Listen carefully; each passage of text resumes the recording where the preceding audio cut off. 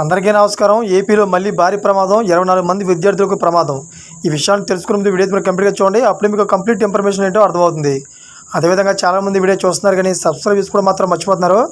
దయచేసి సబ్స్క్రైబ్ చేసుకోండి. సబ్స్క్రైబ్ చేసుకోవడం వల్ల నేను చేసే ప్రతి ఒక్క అప్డేట్ మీరు ముందుగానే పొందగలుగుతారు. అదేవిధంగా చాలామంది లైక్ చేయడం మర్చిపోతున్నారు. దయచేసి లైక్ చేయండి. లైక్ చేయడం వల్ల ఈ ఇన్ఫర్మేషన్ అనేది మనం చాలామందికి రీచ్ చేసిన వాళ్ళు అవుతాం. ఇంకా లేట్ చేయకుండా వీడియోకి వెళ్ళిపోదాం.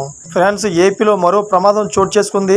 బాపట్ల జిల్లా సూర్యలంకలోని కేంద్రీయ విశ్వవిద్యాలయంలో కెమికల్ గ్యాస్ లీక్ అయింది. సైన్స్ ల్యాబ్లో రసాయనాలు లీక్ అవడంతో ఆ వాయువులను పీల్చి 24 మంది విద్యార్థులు అస్వస్థతకు గురయ్యారు.